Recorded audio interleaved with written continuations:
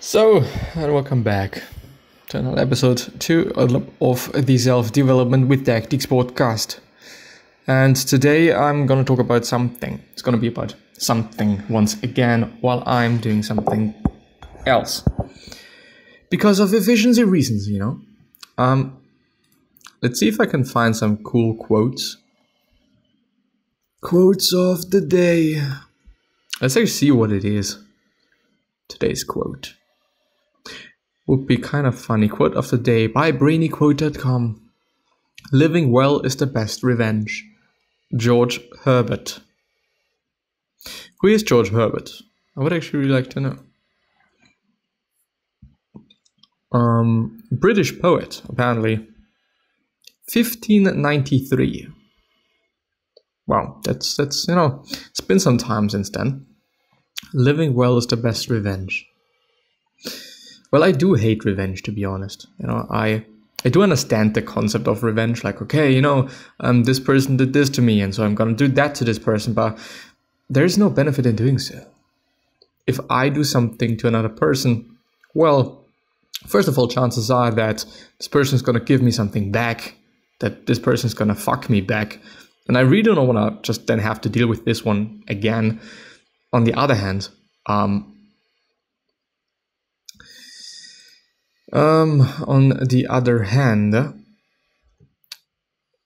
well, what am I getting out of it? It's just sparking another little tiny piece of potential issues. And I think this is just really unnecessary. You know, if this person did something, well, of course, it is bad and it pisses you off and whatever. But why keep going ahead with that? You know, it happened, okay, but let's just break this cycle of doom and death and whatever, and do something else. Or actually just, you know, going about your business and doing whatever the fuck you do, and that is it. Like, what about that? Why not? Why not? Revenge.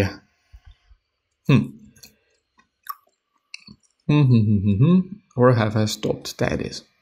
There is my top. Peter Drucker. The best way to predict the future is to create it.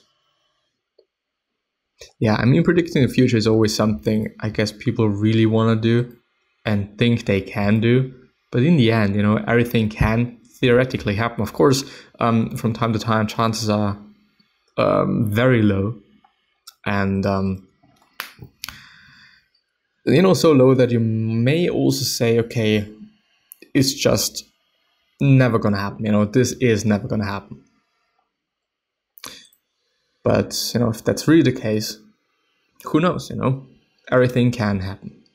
I conquered the barking dog. So much of the Dune is grounded in Stoicism. Nietzsche versus Stoicism. How do I deal with crippling relationship anxiety? I have had anxiety issues most of my life. It is now mostly under control with rare occurrences. I have done a lot of self-work to improve my state. I won't say that I am a stoic, more of a lurker, actually. I've read a lot of stuff, and Stoicism is one of them. I try to live my life by the ideology that in any circumstance I can only control my reactions and how I deal with them. And I think this realization puts you ahead of most people. Because it is really, really, really, really powerful. Noticing that and seeing that, and then also being able to, well, basically do that as well. It is insane. It really is. It really gives you an edge over just so many people. Because most of the people that are around, they kind of live a life of, well, how should I say it? They live a life of, okay, you know, nothing is my fault. Everything's been done to me. And it's not about me, it's not my problem, you know, it's whatever the fuck. And no, I just don't think so.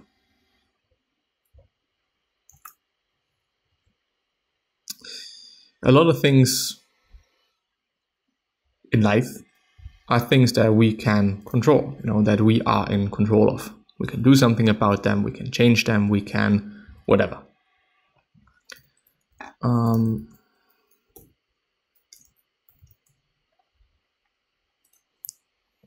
It's just amazing. It really is. We can at least do something.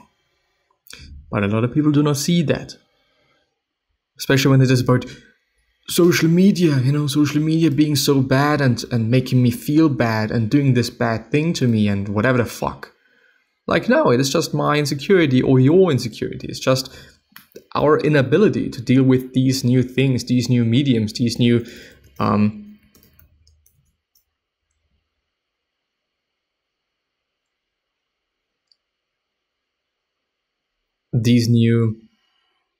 well, how should I say?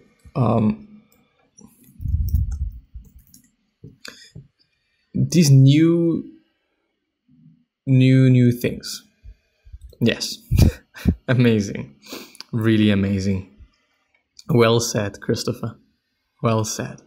No, what I want to say and what I want to point out is that we can change a lot and we can do a lot. When there's something that is bothering you, you can do something about it. You can change it. You can alter it. We are in control of that. We are in control of so many things. Of course, not everything. I want to say that, Don't want to say that we are just, so incredibly whatever, because we are not. We are just human beings. And that is good that we are just human beings. Just quote unquote, because we can actually really, really, really do a lot. If you think about the things that we have already achieved, and also things that other people have achieved, this kind of puts things into perspective and gives you like understanding of what you can actually do as well. Of course, you may not be as smart as this other person. You may not be as good as this other person. You may not be whatever. Why isn't this working? Now it is. You may not be whatever. And this is fine. It really is. Because we all have different talents. We all are good at some things and not good at other things. No, this is definitely not what I wanted to do. Fuck.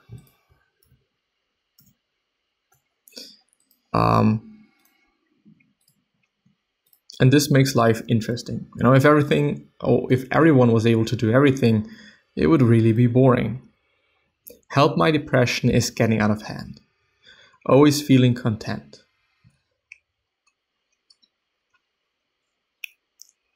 What is the Stoic approach to antidepressants? Is negative visualization bad? I'm asking this because if we deliberately think about the negative outcomes, then won't we lose the excitement to look forward to life? No.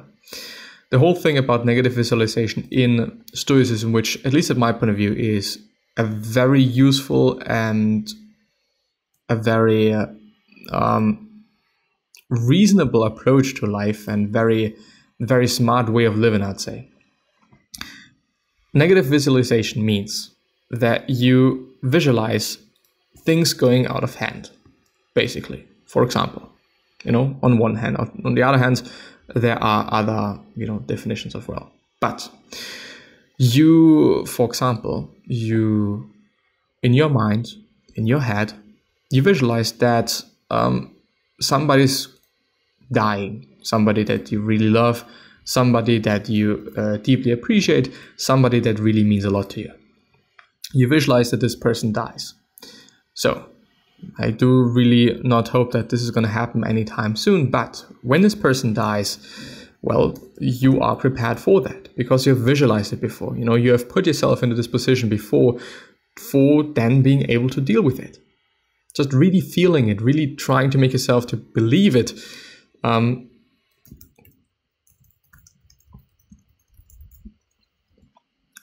So that then your life is better when this certain thing happens. It's just, what the fuck? It's just practice, basically. It's just trying to make your life easier in the future, which is in general something that I would highly recommend everyone to do. It is smart. Smart to make your life better and or easier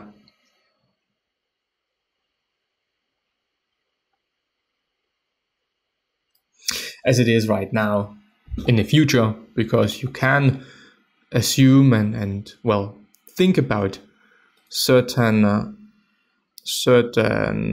things happening. Oh, you can't group those fuckers. Why can't I? You son of a whore.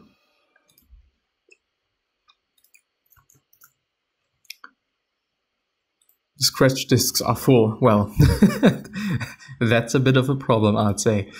Anyway, where to start? I was an anxious person since I can remember. I was anxious about my grades, anxious about what my friends think of me, and so on and so forth. I got diagnosed with multiple sclerosis this summer, and it changed my life in many ways. First, there was grief, but then acceptance came.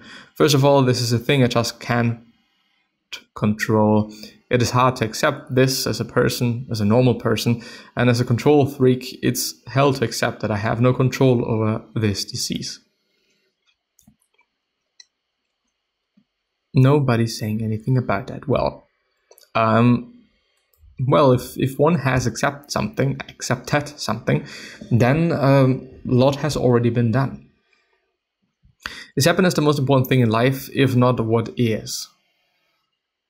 There was actually something pretty interesting that, as far as I can remember, Jordan Peterson said, and he was talking about happiness, and happiness indeed not being like the, well, no, it's been about love, I'm sorry.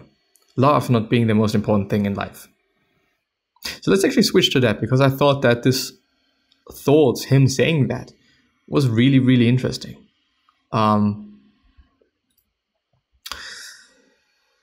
Love may be, or well, definitely is, a big part of a lot of people's lives, I would say. You know, a lot of people do really heavily care about love.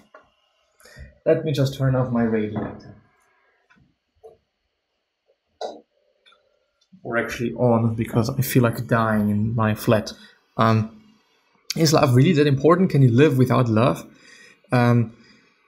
Maybe clarifying that a bit, just without a love relationship, without having a partner. And I would say, yeah, you probably can. There are many, many, many people that your scratch disk is full. I can't even click anything. Is this a joke? Is this a joke? Well,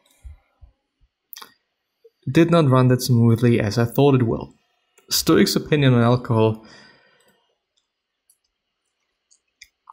Moderation is key, never drinking to excess. I guess that there was even a passage, might have been in Meditations by Marcus Aurelius, might have been in another book, I really do not remember, where this been just like the sole topic quite. I feel like it would come down to why you're drinking. Like all vices, are you simply relaxing and enjoying a drink, or are you dependent on alcohol? Stoicism isn't about depraving yourself for enjoyment, though some exercises do suggest you do so every so often. As long as you remain virtuous, then of course enjoy.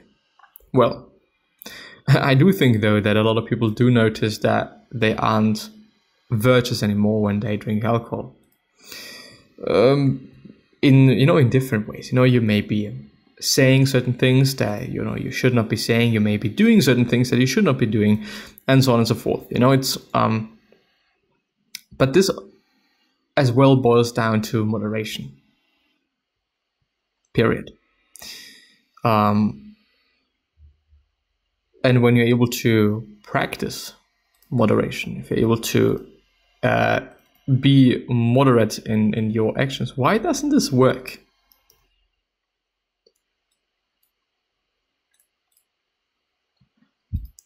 That is very, very, very interesting.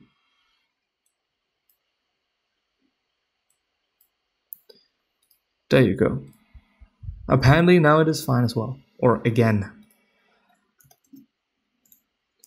Convert to smart object. Let's do this and that and the other thing.